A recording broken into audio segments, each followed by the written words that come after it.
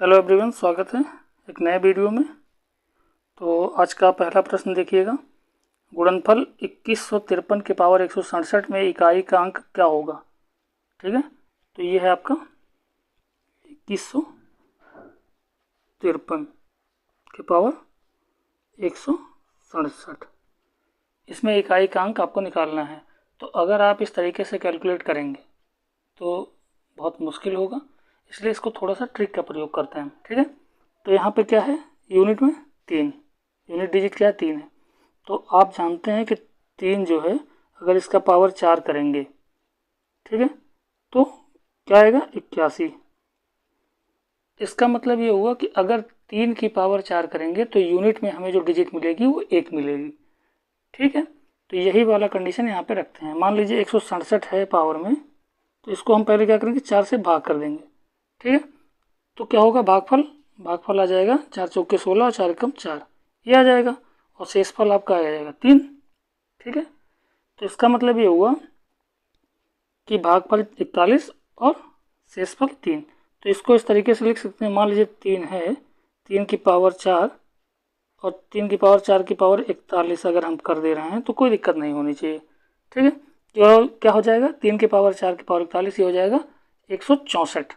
ठीक है, और गुणे में 3 की पावर 3, तो हो जाएगा, ये हो जाएगा 164 और ये 3, तो गुणे में घात जुड़ जाता है, इसलिए 164 ये और 3 167 हो जाएगा। ठीक, अब क्या करेंगे, देखिए 3 की पावर जो 4 है, अगर ये करेंगे तो हमको यूनिट में डिजिट मिल जाएगी 1। ठीक, 1 की पावर 41 गुणे 3 की पावर 3, तो ये हो जाएगा 27। ठीक है, 3 3 9 और 9 3 27, तो इसमें यूनिट डिजिट मिलेगी 7। ठीक है, तो 1 की पावर 41 अगर करेंगे तो आएगा 1 और गुणे 7, तो क्या मिल गया 7।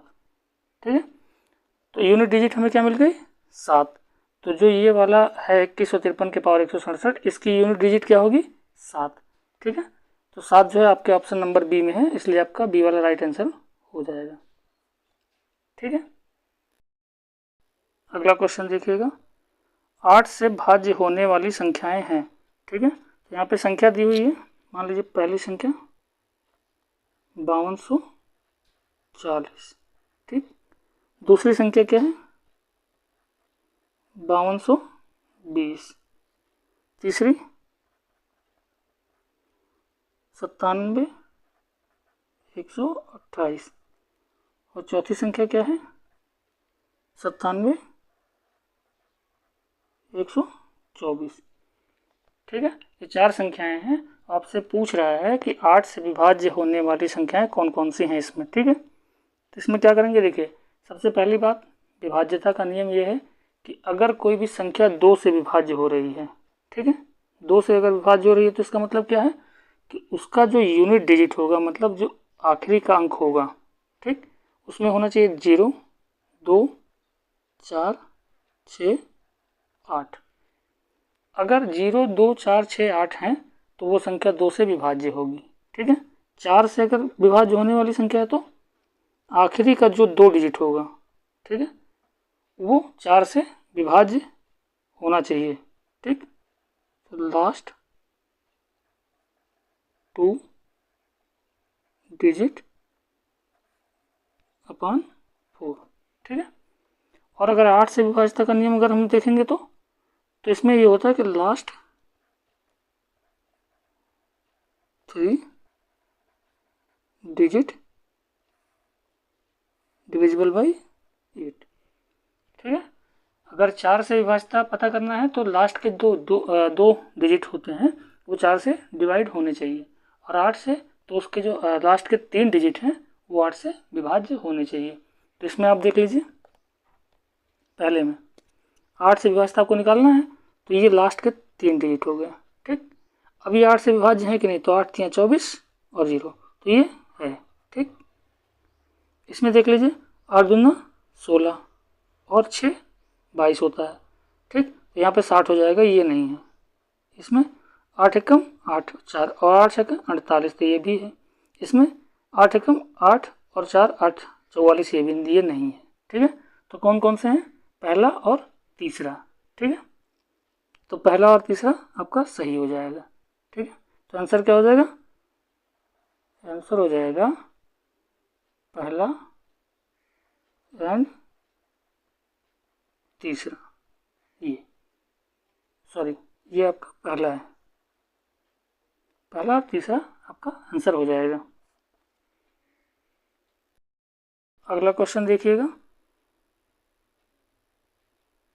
रुपये 10 के 6 की दर से केले खरीदकर रुपये 6 में 4 की दर से बेचने पर कितने प्रतिशत की हानि होगी? ठीक है, तो ये हो गया मान लीजिए खरीद कर, तो ये हो गया CP कॉस्ट प्राइस और ये सेलिंग प्राइस। ठीक, देखिए 10 में से 10 रुपये के 6 की दर से, तो मान लीजिए ये 10 रुपये की दर से कितना खरीदा?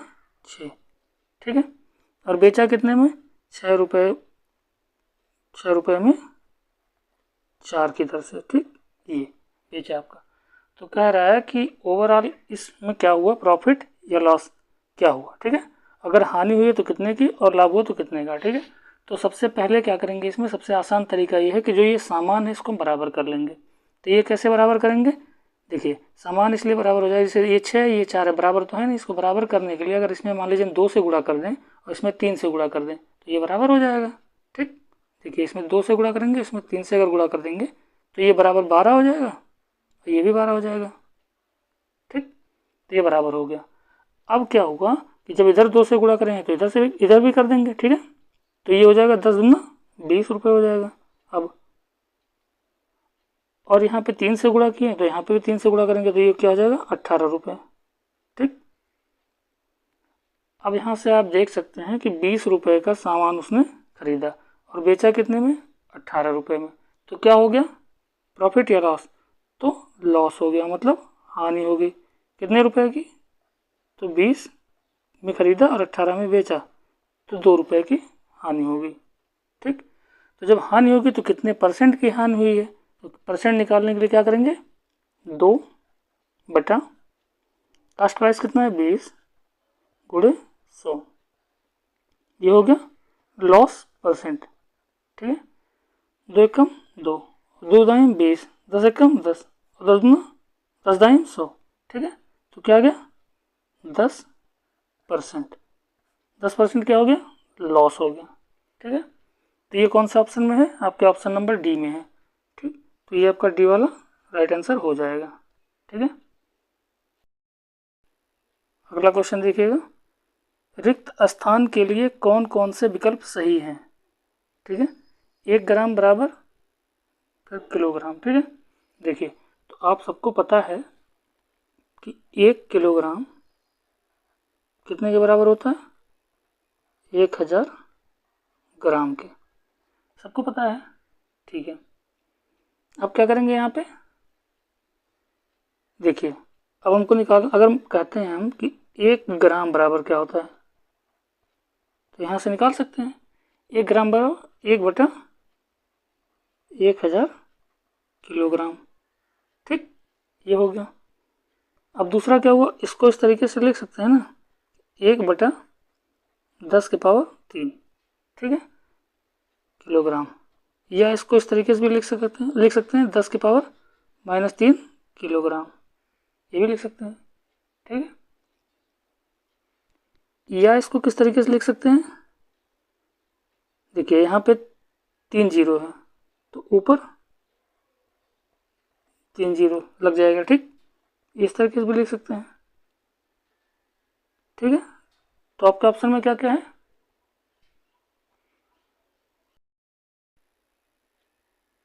अब यहाँ से देखिए ऑप्शन में, तो पहला वाला जो ए वाला ऑप्शन है वो आपका सही है। क्यों? क्योंकि इसमें है 1 बटा 1000 किलोग्राम। ठीक, ये हो गया। दूसरा ऑप्शन कि 10 पावर -3 kg, तो ये भी आपका सही है। सी वाला ऑप्शन जो है उसमें देखिए तो यहाँ पे कितने 4 अंक के बाद दशमलव लगा हुआ है। ठीक है, जबकि होना कितने चाहिए? 3। ठीक है, तो इसलिए ये वाला गलत हो जाएगा सी, और ये गलत हो जाएगा। और जो डी वाले ऑप्शन में 1000 किलोग्राम, तो ये भी गलत हो जाएगा। ठीक है, तो इस तरीके से आपका ए और बी राइट आंसर है। ठीक है, ए और बी राइट आंसर हो गया। अगला क्वेश्चन देखिएगा, यदि दो संख्याओं का अंतर तथा गुणनफल क्रमशः 5 और 36 हों तो उनके व्युत्क्रमों का अंतर होगा। ठीक है, तो इसको लगाने के लिए दो तरीके हैं।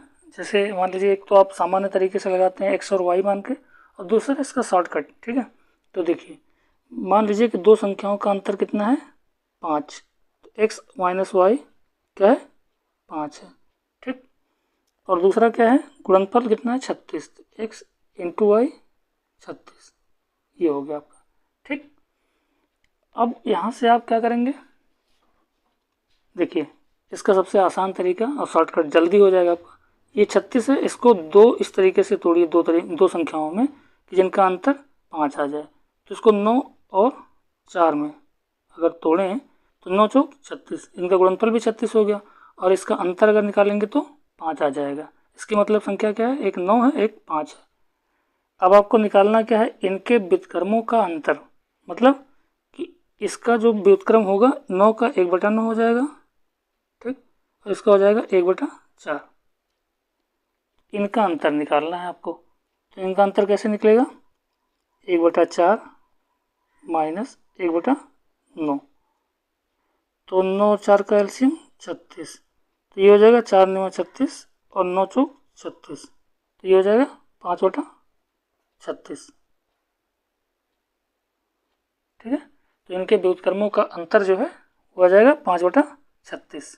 ये कौन से ऑप्शन में है, तो आपके ऑप्शन नंबर डी में है, तो इसलिए डी वाला आपका ऑप्शन राइट आंसर हो जाएगा। ठीक है, आज के लिए फ़िलहाल इतना ही, मिलते हैं आपसे नेक्स्ट वीडियो में। और जो आपको ना समझ में आया हो वो कमेंट में आप पूछ सकते हैं। अगर वीडियो अच्छी लगी हो तो वीडियो को लाइक करिए, शेयर करिए और चैनल को सब्सक्राइब करिए। धन्यवाद।